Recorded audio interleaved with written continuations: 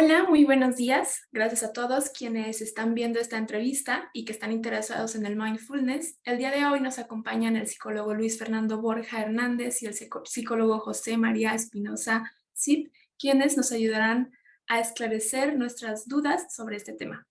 ¿Qué tal, Fernando y Chema? ¿Cómo están? Hola Camila, buenas tardes, mucho gusto. Qué gusto de estar contigo. Buenas tardes, estoy muy bien, muchas gracias. Igual un gusto de compartir contigo, Fer, contigo, Camila, muchas gracias por la invitación. Muchas gracias. Bien, voy a presentarlos para que quienes nos ven conozcan un poco más sobre su trayectoria.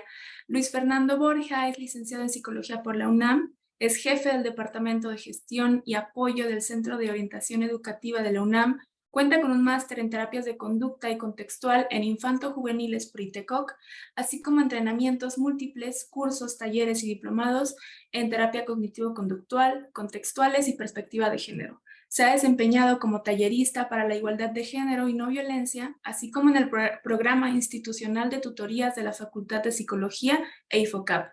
Actualmente es terapeuta en consultoría privada.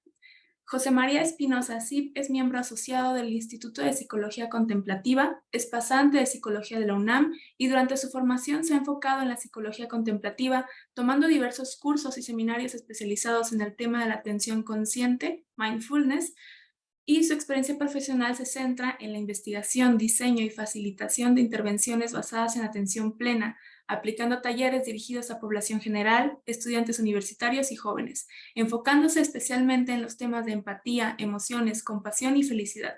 Actualmente brinda acompañamiento psicológico. Como lo mencioné anteriormente, en esta entrevista hablaremos del mindfulness y me parece importante comenzar preguntándoles cómo podrían explicarnos lo que es el mindfulness. Gracias Camila. Pues es una pregunta desafiante, dado que mindfulness o atención plena no es un concepto lineal, sino que tiene que ver con una capacidad universal que trasciende la cultura y la religión que tenemos los seres humanos para notar o ser conscientes de nuestra experiencia. Entonces, tiene que ver con esto, con la capacidad de observación que tenemos de manera universal los seres humanos y que se encuentra como práctica en muchas y diversas culturas. De hecho, podemos encontrarlo como prácticas contemplativas en muchos contextos. No sé si Chema quiera a la mejor aportar. Sí, fíjate que fíjense, mejor dicho, que lo que a mí me gustaría aportar es la idea de que, pues, podemos entender al término mindfulness como como un intento de traducción y adaptación de un sistema de entrenamiento, pues de alguna manera predominantemente oriental. Entonces, lo podría entender como este intento de traducir y entender de una manera, pues vamos, formal y científica, este entrenamiento y qué habilidades afecta en el ser humano. Podría definirlo como un concepto también como casi paraguas en términos de que cada investigador en mindfulness tendrá su propia definición, ¿no? Entonces, pues, como aportando esta amplitud, creo que ese es lo que mi objetivo, ¿no? Como el mindfulness como término, como concepto, pues es amplio debido pues a los intentos de definirlo, pero pues que vamos, sí en términos generales se refiere a la capacidad que tenemos como seres humanos para estar en el presente y con esa presencia tomar decisiones que genuinamente contribuyan a nuestro bienestar. O sea, sí, en resumen, estar en el presente para tomar decisiones que contribuyan a mi bienestar. Y ya cada uno le agregará como sus matices. Eso entendiéndolo como una capacidad humana, pero también como un tipo de entrenamiento específico para desarrollar esta capacidad humana. Claro, qué importante me parecen varios puntos que mencionan. El primero, que es algo, no es nuevo, o sea, es algo que dicen se ha realizado antes. Y también dijeron, bueno, perdón, Chema mencionó que es algo oriental, ¿no? Que rescatamos quizá de culturas orientales. Y ahí tengo otra pregunta relacionada. Muchas veces hay, no sé, algunas, ¿cómo decirlo?, entendimientos erróneos o ideas allá afuera, ¿no? Acerca de lo que es el mindfulness. Y me gustaría saber, entonces, ¿cuál es la diferencia entre el mindfulness o la atención consciente con la meditación?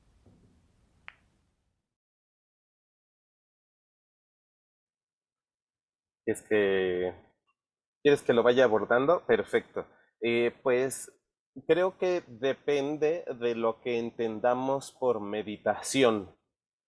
Creo que depende de lo que desde qué postura o desde qué base de entendimiento partamos. Eh, pues si entendemos meditación como una práctica, pues tal vez religiosa, inserta dentro de algún contexto, pues sería menos compatible, ¿no? Pero si lo entendemos como, pues algo distinto, y es aquí el punto de vista que yo tengo, el punto de partida a través del cual defino meditación, es como una manera de desarrollar hábitos, una manera de desarrollar hábitos al final de cuentas que propician el bienestar mental.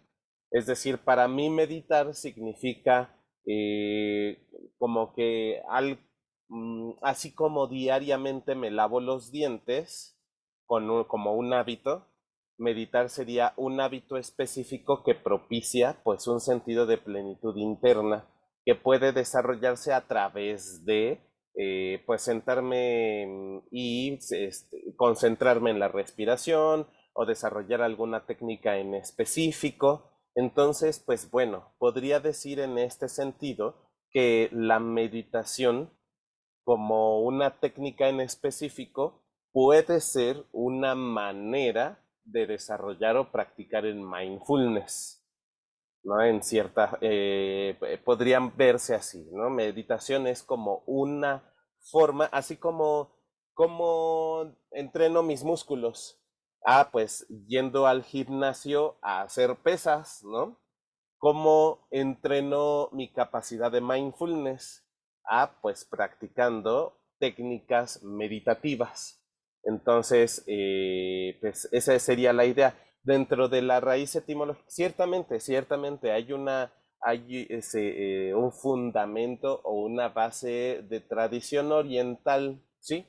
Pero que creo que iremos a eso más adelante, pero que se fundamenta. ¿Por qué nos atrevemos a decir sí? Tiene un fundamento teórico y filosófico oriental y aún así lo seguimos retomando porque hay bases específicas que nos permiten fundamentarlo. Entonces, desde su base etimológica, meditación técnicamente significa cultivar o familiarizarse, ¿no? Entonces, por eso es que se entiende desde mi punto de vista, pues como pues una manera de poder desarrollar o entrenar mindfulness, más o menos así. Pues bueno, Fer, no sé si quieras agregar algo al respecto. Sí, muchas gracias. El término de mindfulness, pues, se vuelve popular acá en Occidente con John Kabat-Zinn. Y John Kabat-Zinn lo toma de precisamente esta idea del sati, que es parte del óctuple noble sendero del budismo, ¿no? Como esta parte de la concentración correcta. Y que es una concentración en el momento presente, como decía Chema, sin juicios, con apertura a la experiencia de lo que está pasando.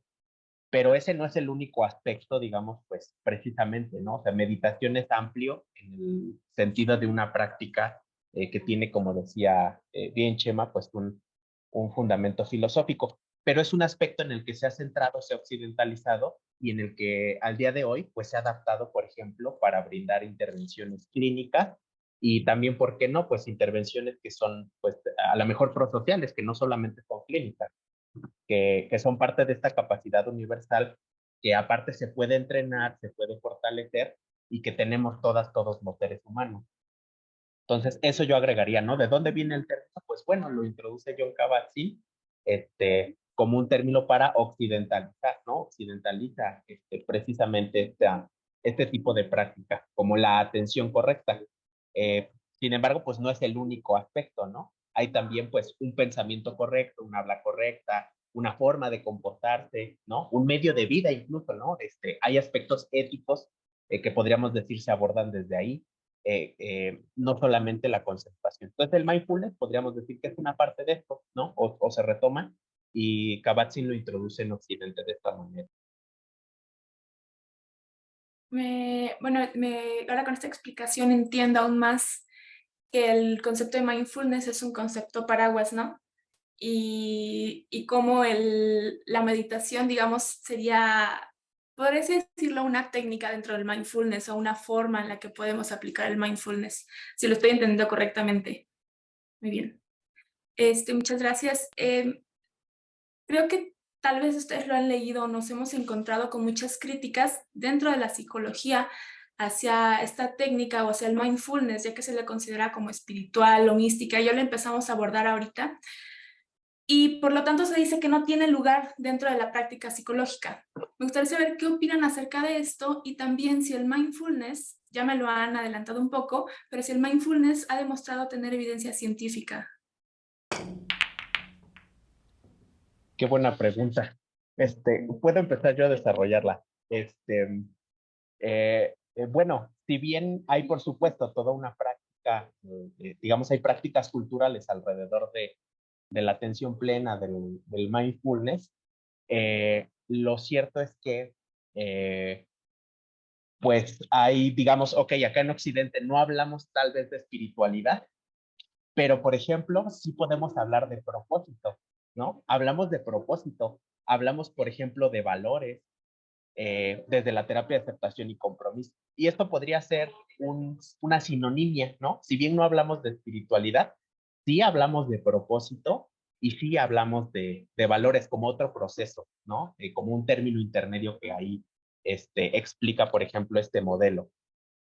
Acerca de la evidencia científica que puede tener la atención plena, bueno, pues, por ejemplo, este estudio, el Death Star Project, este estudio de la estrella de la muerte, que revisa cuáles son los procesos comunes que reportan mayor impacto en el cambio terapéutico, pues precisamente está el mindfulness y la flexibilidad psicológica, ¿no? O sea, son, digamos, lo que podríamos decir de los procesos que explican muy bien el cambio terapéutico.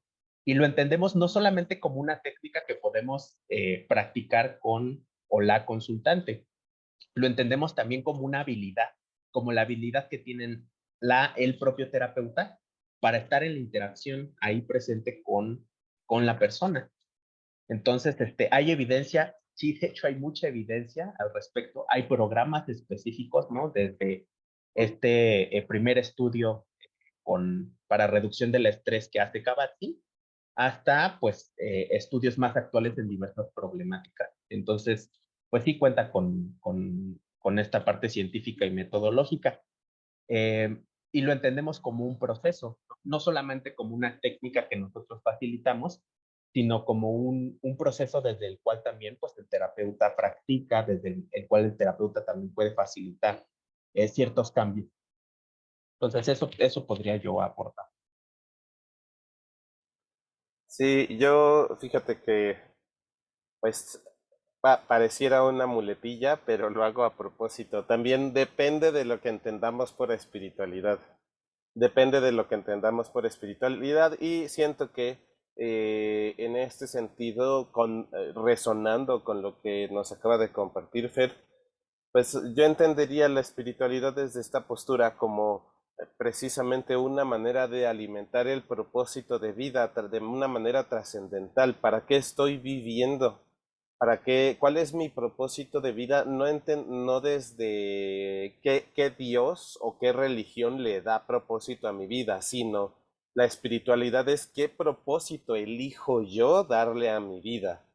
Entonces, eso por supuesto que es importante dentro de la práctica psicológica, fundamental, porque eso ayuda a que como seres humanos no tengamos una visión corta de ¿por qué vivo? ¿Por qué? Sí, sí, ¿por qué vivo? ¿Para estar al día nada más? ¿Para ganar día a día lo que me da para comer y pagar la vivienda así exactamente y nada más? Pues no, hay algo más allá. ¿Por qué nos dedicamos a lo de que nos dedicamos? Porque tenemos una historia de vida, porque hubo algo que nos ha inspirado, porque hay un significado detrás de nuestro esfuerzo más allá que solo tener para comer el día de hoy, ¿no? Y pagar la vivienda y los servicios. Y es así como yo entendería, o sí, sí, o explicaría la espiritualidad. Y yo diría, pues sí, sí tiene cabida en la práctica. Es más, es importante como uno de los pilares, precisamente por esto que ha mencionado Fer, ¿no? Y pues entenderlo como, por supuesto que ahí quiero reformular, ahí pues se requiere la habilidad pues para distinguir qué elementos de la tradición religiosa, digamos, ahí sí, pues ya son relativos, ¿no? Entendiendo a lo mejor si leo un texto budista tal cual, ¿no? De la tradición budista para entender cómo se han desarrollado este sistema de entrenamiento, pues creo que se requiere un discernimiento para ubicar cuáles son las prácticas de entrenamiento a estudiar y cuáles son los elementos tradicionales religiosos de los cuales podemos prescindir, ¿no? Creo que ese es el trabajo que toca o se ha estado desarrollando y lo que se ha pretendido a derivarlo en el término occidental mindfulness precisamente, ¿no? Ese ha sido el intento, lo cual pues conlleva el riesgo de perder de vista ciertos principios, sobre todo de corte filosófico, ¿no? Y creo que en psicología más bien que nos hace falta perderle el miedo al término espiritualidad y comprenderlo de una manera más profunda. Y pues eso es parte de, pues justo de las evidencias. Yo puedo hablar en particular con esto que mencionó Fernando, y sin caer con una especie de justificación cliché neuro, ¿no? Porque a veces siento que se cae mucho en ello como ha demostrado cambios en el cerebro, ¿no? Tener cambios en el cerebro. Ok, ¿cuáles cambios? Pues cambios en el cerebro finalmente, ¿no? Entonces, pues vamos, sin pretender caer en ello, hay un artículo que si no mal recuerdo es de Richard Davidson, Antoine Lutz y Mathieu Ricard, y justamente el artículo se llama En el cerebro del meditador y especifica cuáles son digamos que los circuitos o las áreas involucradas en el proceso de meditación, es más, en tres prácticas de meditación específicas y por qué son de beneficio, ¿no? Entonces, de que lo hay, podemos ubicar referencias y creo que eso justifica también que pues cuál es el sentido incluso de la espiritualidad y como también de hecho menciona una autora que se llama Susan Kaiser, también lo podemos entender como una neuroplasticidad autodirigida. Entonces sí, sí hay estudios sobre ello, hay respaldo, y bueno, esa sería mi postura en términos pues como de lo espiritual y lo místico, que más que no tenga lugar en la psicología, se necesita saber dividir entre la base mística, cultural, tradicional, y saber lo relativo, lo que aplica al contexto específico, y distinguirlo el fundamento espiritual en el sentido del propósito de vida humano, ¿no? Y pues esa espiritualidad sí, sí se puede entender como una herramienta y un pilar fundamental dentro de la psicología. Ujú. Me gusta mucho siempre cómo las discusiones en psicología terminan en los conceptos, ¿no? Y lo que entendemos y en los contextos. Es Correcto. inevitable. Y también qué importante me parece hablar esto, porque es parte de lo complejo que es ser humano y de lo que vimos y de ser nosotros, ¿no? O sea, no solo somos quizá una máquina, sino que la espiritualidad es parte del ser humano y no como le dijiste, Chema, no como un Dios, sino como un propósito, como lo dijo Fernando, como los valores también que los entendemos en ACT. Muchas gracias por esa respuesta. Siento que abre un panorama y la discusión a no tener una psicología cerrada, a una psicología sino una psicología quizá más humana y más compleja, que puede ser crítica e introducir, no sé, esferas diferentes de la vida de las personas. Entonces, bueno, me gustaría continuar adentrándome un poquito sobre el tema de la psicología clínica o del ámbito clínico en la psicología, ya que la mayoría de las personas que nos ven se dedican o van a empezar en esta área. Entonces me gustaría saber cómo podemos o cómo saber cuándo utilizar la atención consciente o el mindfulness con un consultante.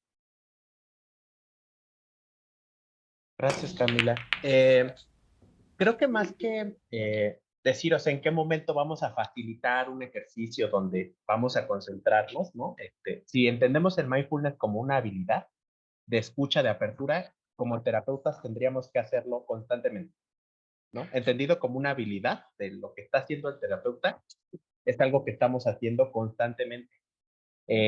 Porque además esto brinda buenos resultados, el que nosotros podamos notar la experiencia del propio consultante en la interacción con él, ¿no? Esta apertura, pues permite una buena retroalimentación, permite una escucha, permite que nosotros mismos nos hagamos cargo de lo que nos está pasando ahí en la consulta cuando estamos expuestos, pues a historias de vida que probablemente también nos puedan llegar a activar en algún sentido. Entonces, entendido como una habilidad, el terapeuta pues lo hace de manera constante. Entendido como una técnica, podemos decir que la atención plena es un entrenamiento de atención focalizada. O sea, podemos entenderlo a veces como un zoom o a veces como un lente angular que nos permite notar la experiencia. ¿Cuándo lo podemos utilizar? Bueno, cuando hay dificultades para tactar la experiencia interoceptiva, ¿no? No sé si les ha pasado alguna vez que hayan ido al médico y el médico pregunta, oye, este es un dolor que irradia, es punzante, es un dolor sordo. Y a lo mejor no lo sé, ¿no? Digo, ay, pues me duele y ya, ¿no? A veces así ocurre con ciertos estímulos interoceptivos, un pensamiento, una emoción. A lo mejor el consultante, la consultante no alcanza a referir su experiencia interna, ¿no? No alcanza a discernirla, retomando el término que usaba Chema. Entonces, cuando hay dificultades para discernir esa experiencia interna, podemos utilizar la mindfulness como técnica. Cuando también esta experiencia interna, pues hay evitación de estas experiencias, ¿no? De los pensamientos, de las sensaciones interoceptivas, también es un buen momento para utilizar la atención plena, porque puede facilitar también procesos de exposición, cosa que nos ocurre, por ejemplo, cuando estamos tratando problemas como puede ser una experiencia de ansiedad, ¿no? Un estresor, ¿sí? A lo mejor cuando vivimos cosas como un trastorno de estrés postraumático, eh, estos estímulos interoceptivos pues son caóticos, son muy desafiantes, ¿sí? La atención plena es una manera amable de aproximarnos a esta estimulación interoceptiva, a estas experiencias, a discernir, a ponerles nombre, por ejemplo. Y por qué no, también a los estímulos que llamamos externos, ¿no? A poder describir la realidad de manera más objetiva, sabia, amable. Decía Chema, es un lugar central desde donde miramos, pero también aprendemos cómo mirar o cómo mirar de otra manera nuestras experiencias internas y externas. Entonces, en resumen, como habilidad, los terapeutas pues tendríamos que fortalecer este aspecto siempre. Como técnica, pues es muy útil pues, frente a muchos escenarios, ¿no? Podríamos decir que a veces hasta es como el pegamento que nos sirve para llevar a cabo ciertos tipos de intervención, presentarlas de una manera pues amable, aproximando poco a poco una intervención. Entonces, ¿cuándo? Pues precisamente como terapeutas todo el tiempo. Como consultante, hacia el consultante como técnica, pues de esta manera, digamos, planeada con base en una formulación, entendemos el problema y el mindfulness nos puede ayudar a intervenir sobre ciertos problemas que tengamos detectados, ¿no? Estoy de acuerdo completamente con la respuesta de Fer en términos de que, pues, como profesional, cuándo utilizar, pues, desde el inicio al cierre, ¿no? En todo momento, como una herramienta personal, desarrollando una habilidad personal en términos de estar atento, presente, incluso con una actitud compasiva, ¿no? Hasta con una actitud compasiva en todo sentido hacia la persona, hacia el consultante con el que estoy trabajando. En ese sentido, pues creo que en todo momento. Y en la manera de cómo presentarlo como una herramienta, pues sí, justo, también depende del consultante, es aquí donde justifico mi respuesta, ¿no? En términos de, depende de la necesidad, depende de los objetivos que quiera lograr, justamente como mencionaba Fer, pues a lo mejor está costando un poquito de trabajo identificar cuáles son las sensaciones corporales. A lo mejor me está costando un poquito de trabajo distinguir entre pensamiento y hechos externos, ¿no? A lo mejor me está costando, vamos, dependiendo de mis necesidades como consultante e incluso dependiendo de las habilidades que mi terapeuta identifique, pues creo que es que se aplica o se pueden aplicar diversas técnicas, estrategias de mindfulness, ¿no? Entonces, incluso de la actitud, ¿no? Hay personas que me dirán, híjole, ya intenté meditar y no más, no puedo, no se me da. Y a lo mejor intentó una técnica de muchas, ¿no?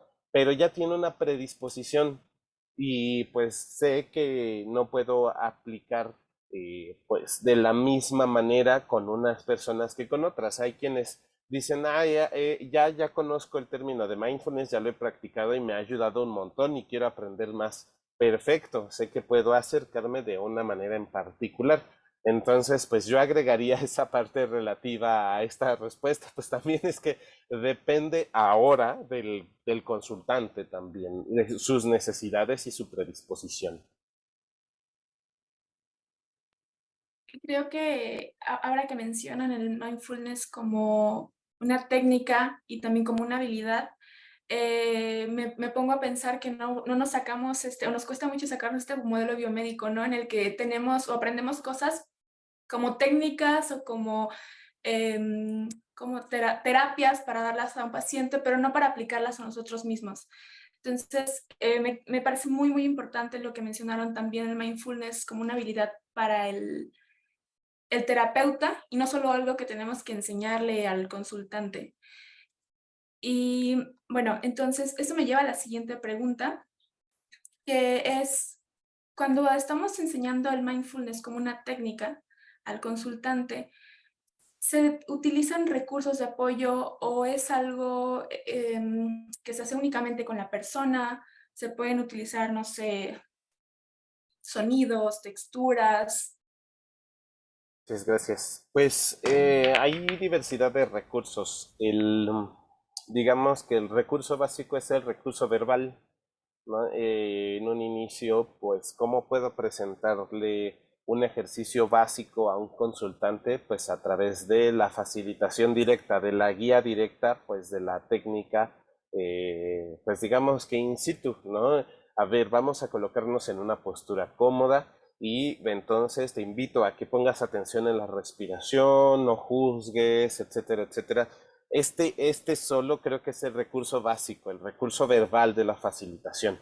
Y por supuesto, esto requiere que yo como aplicador, como facilitador o como terapeuta tenga pues el conocimiento y la familiaridad con esas técnicas, que tenga el conocimiento y la familiaridad con ese repertorio y ahí añadiría otro recurso fundamental, aparte es más, como fundamento del recurso verbal, un recurso conductual, un repertorio conductual al respecto de precisamente cómo se desarrolla y cómo se aplica el mindfulness. Eso cómo se hace, ¿no? Entonces, pues justamente creo que esto mencionaría que son los recursos fundamentales para transmitir.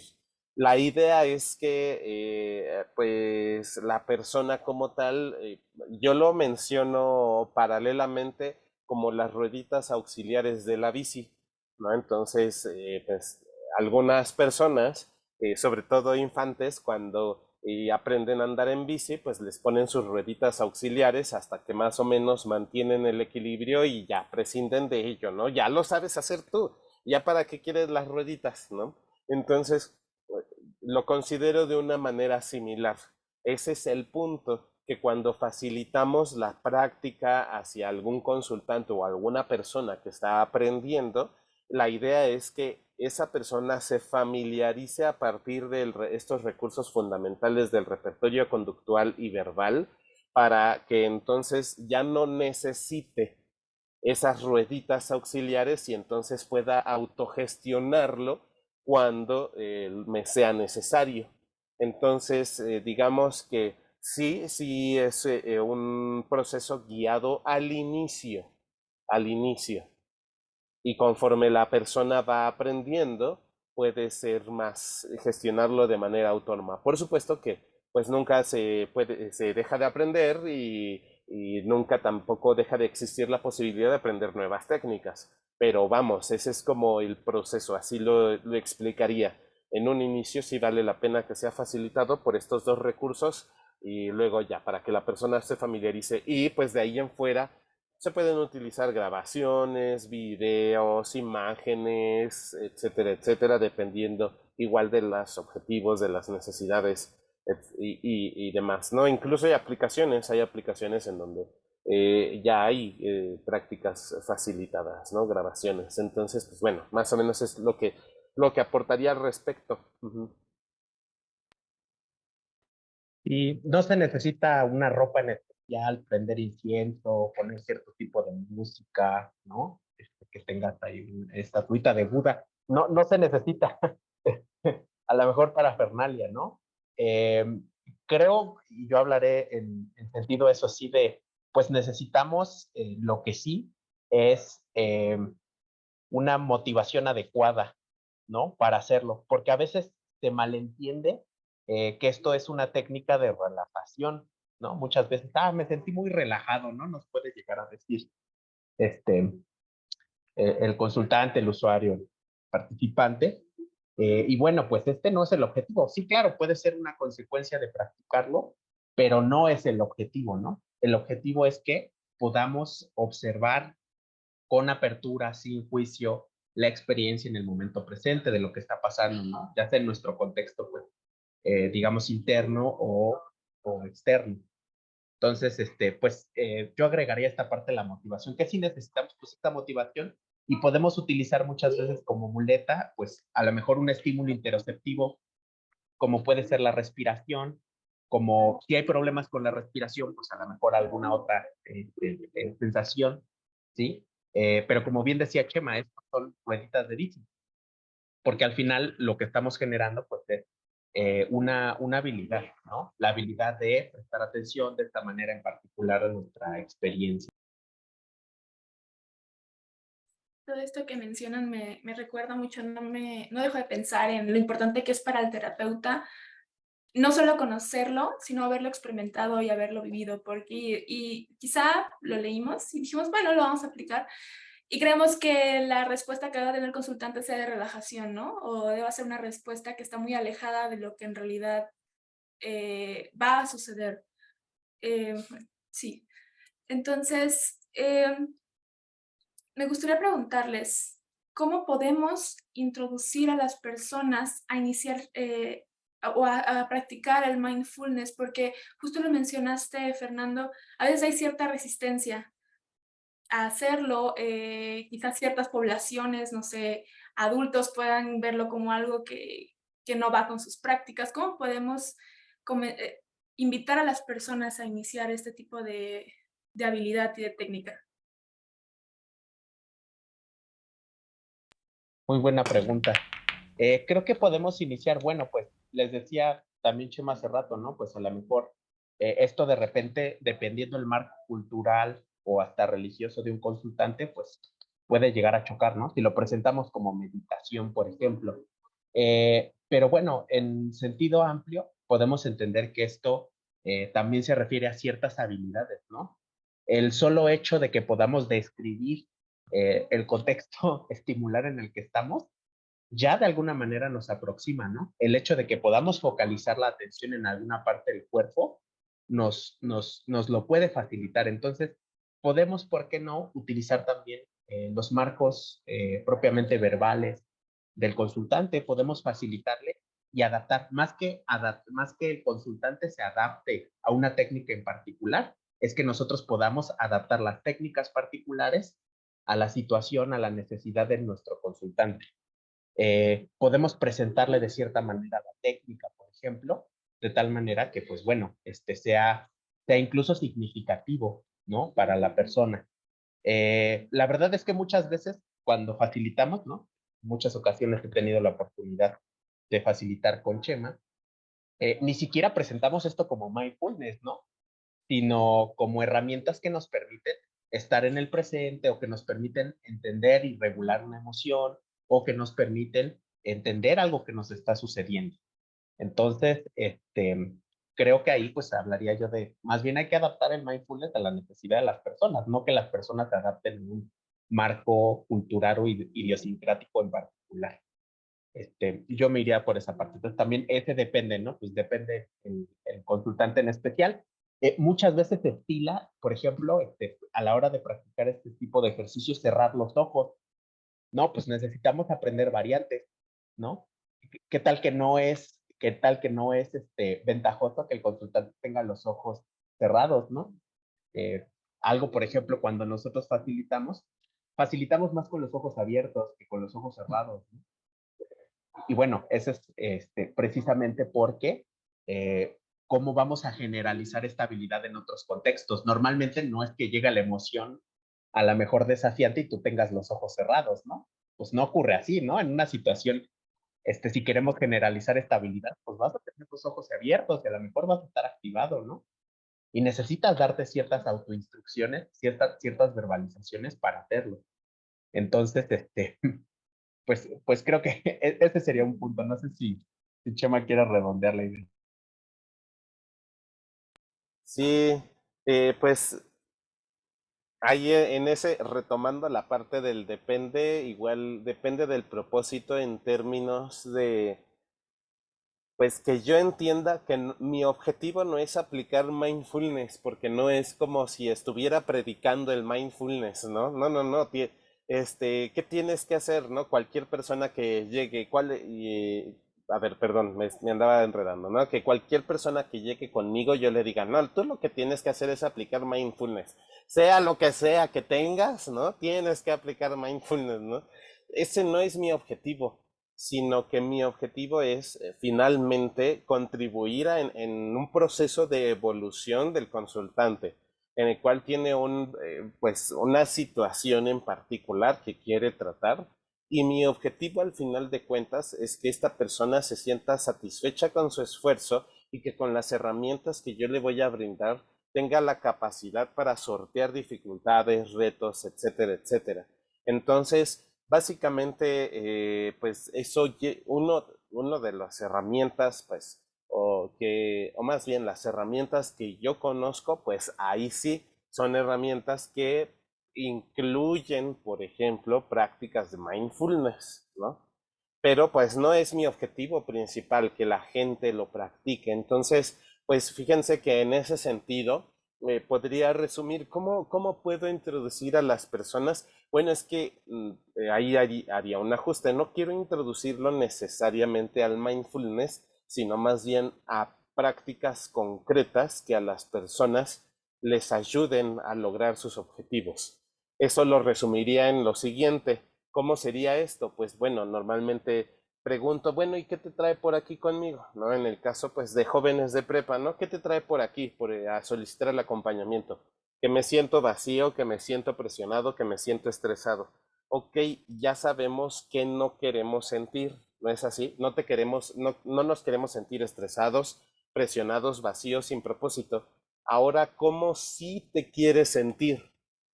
¿Cómo si quieres imagina que intercambias ese vacío por algo diferente. ¿Por qué lo quieres intercambiar?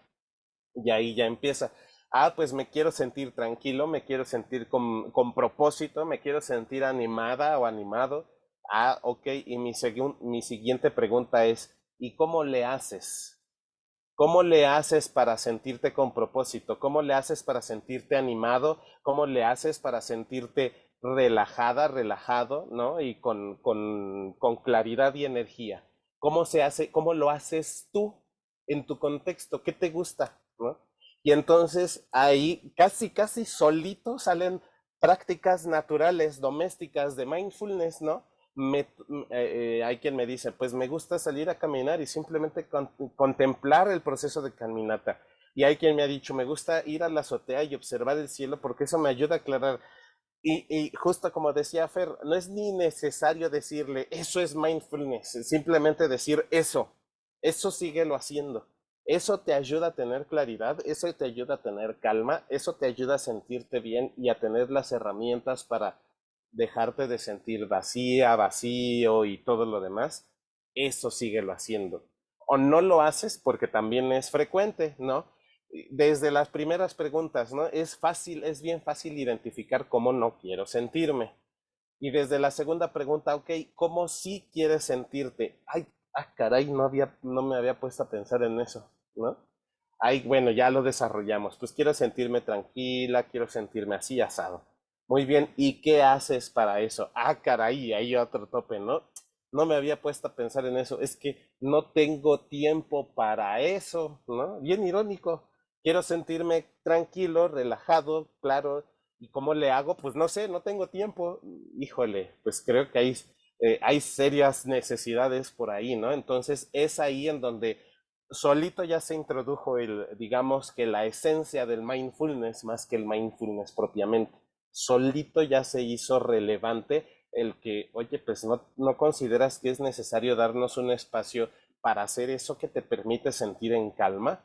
¿No crees que es necesario hacer tal? ¿No crees que es necesario pensar en qué es lo que a ti te animaría y te ayudaría a tener propósito, sentir un propósito en tu vida? Y entonces, no, pues sí, ok, perfecto, ¿qué te parece si la próxima sesión traes una lista de esas cosas que haces, ¿no? Y solito ya trajo una lista de prácticas de mindfulness, ¿no? Solito ya tenemos un repertorio de prácticas mindfulness, ¿no? Pues me gusta comer esto, perfecto. La próxima vez que lo comas, lo vas a comer con toda atención, poniendo atención a los detalles, a las sensaciones, a los sabores. A mí me ayuda a platicar con tal persona. Perfecto. La próxima vez que venga, que platiques con tal persona, ponle atención a la voz, a la plática, al momento, etcétera. Y digamos que sin querer, caray, ¿no? ¿De dónde salieron estas prácticas de mindfulness, no? Pues del mismo consultante. Entonces, pues, esa sería la manera en cómo yo lo plantearía, ¿no? Creo que muchas veces tenemos preconcepciones, ¿no? De lo que es el mindfulness y ya lo he repetido como ideas erróneas. El saber, por ejemplo, que podemos tener atención plena incluso con otra persona, o sea, llevando una conversación, porque eso, como lo mencionaste, Chema, hará sentir bien al consultante o al adolescente. Cambia mucho la perspectiva de lo que es el mindfulness, porque recientemente he encontrado algunas críticas que se hacen diciendo que el mindfulness no es para todos, pero cuando lo plantean de esta forma, que no es el encerrarte en tu habitación y estar consumido en tus pensamientos, claramente eso no va a ser para todos, pero todos tenemos prácticas que nos acerquen al mindfulness y que nos van a hacer sentir mejor o que nos van a alejar de esas emociones o sensaciones que queremos eliminar, ¿no? Muchas gracias. Creo que por mi parte son todas las preguntas que tengo. No sé si hay algo más que quieran agregar a esta entrevista. Sí, yo quise agregar respecto a este último punto, pues estas buenas prácticas que podemos tener, ¿no? Decía Chema, como en lo que no quieres estar en contacto, ¿no? Pero que a veces son hierbas malas con las que tenemos que aprender a convivir, ¿no? Y también cómo empezar a cultivar, pues, estos propósitos, estas direcciones y valiosas. Entonces, y esto de manera elegante, pues, tiene que ver con una evaluación funcional, ¿no? ¿Para qué está haciendo el consultante ciertas cosas? y cómo podemos, pues, darle la vuelta muchas veces a la evitación experiencial, tanto de cuestiones externas, relacionales, como internas, ¿no? O de sensaciones, pensamientos o emociones. Entonces, esa buena práctica de poder comprender y que también el consultante pueda comprender su propia evaluación funcional, ¿no? O esta hipótesis y que la pongamos a prueba. A ver, vamos a probar estas prácticas y vamos viendo cómo se va modificando esta hipótesis. Entonces, y esto no está peleado, por supuesto, con este contexto más riguroso de medición o de registro, en donde podemos, pues, empezar a difundir prácticas como esta o habilidades como esta entre profesionales, ¿sí? O para profesionales que puedan aplicar este tipo de intervenciones. Entonces, esto, ¿no? O sea, creo que hay esas buenas prácticas que podemos, por supuesto. Por mi parte, nada en particular, ya con esto que hemos agregado sería todo y pues solo quedaría el agradecer el chance de poder compartir esto y pues el deseo genuino de que pues estas respuestas hayan servido al menos como referencia y que pues finalmente, pues bueno, con toda la disponibilidad, si en algún momento pues, se puede seguir contribuyendo, claro que sí. Claro que sí, muchísimas gracias a ustedes por sus respuestas. Nos dejan pensando muchísimo. Gracias por parte de CEFTE. Y bueno, claro, las puertas están abiertas para seguir colaborando. Muchas gracias. Muchísimas gracias, Camila. Ha sido todo un gusto.